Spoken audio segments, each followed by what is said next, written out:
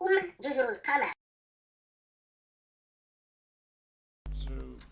susceptible d'aller, mais pas. C'est que des fois, tu te dis,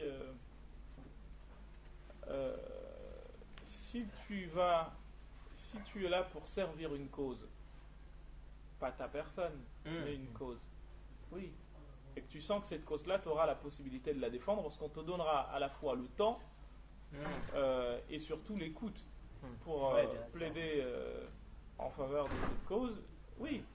Mais si c'est seulement pour que tu ailles faire une apparition à la télé ou à la radio, à quoi sert? Encore à la radio, je pense qu'il y a plus de De temps. possibilités, de temps, Oui.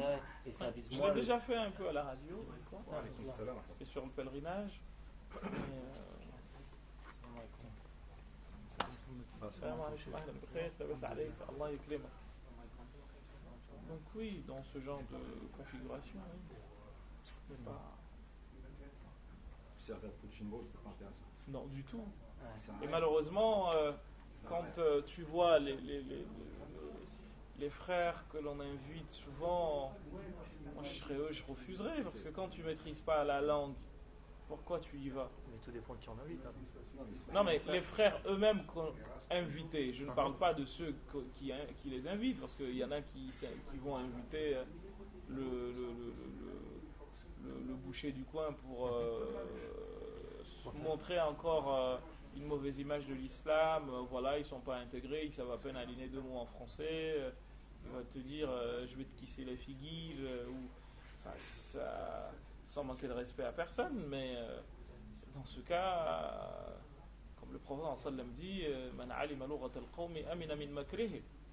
Quand tu maîtrises la langue d'un peuple, tu ne peux pas être rusé par. Tu es à l'abri de toute ruse parce que tu connais les rouages de comment dire de la langue, et maîtriser la langue, c'est au fond tout maîtriser, parce que tout passe par là.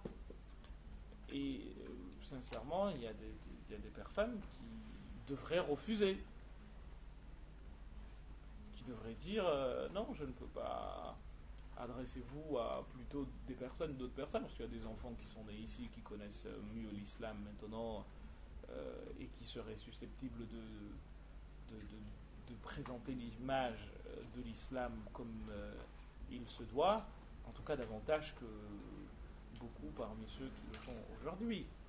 Mais le problème, c'est qu'il y a cette idée de paternalisme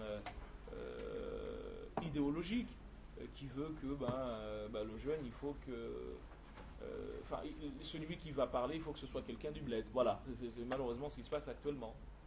C'est des gens du bled, mais les gens du bled, ils ne connaissent pas le français, ou s'ils le parlent, alors ceux parmi eux qui le maîtrisent parfaitement, ça va, mais il y en a qui le parlent avec, qui le charcutent déjà, et qui le parlent avec un accent plus prononcé que le mien, et puis qu'est-ce que je veux par la suite?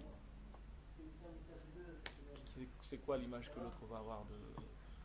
Donc on continuera toujours, enfin, c'est un raccourci que je prends, mais ça n'aide pas à faire comprendre à nos concitoyens des autres confessions que l'islam est une religion de France, parce que on est encore en train de parler du débat, de faire le sermon en arabe.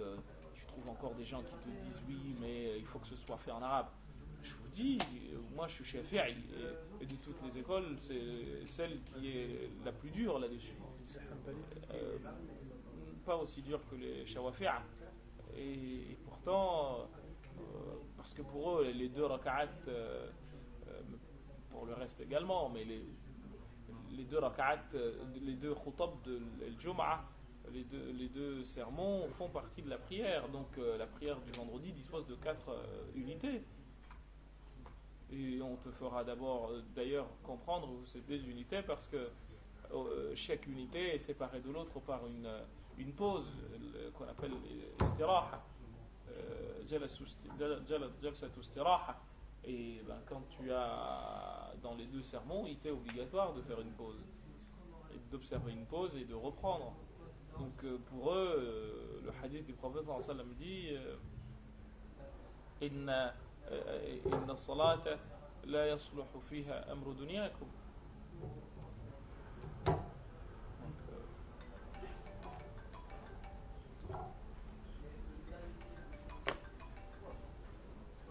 mais commencer à 20h, s'il y a déjà mes personnes en fait. جزر القمر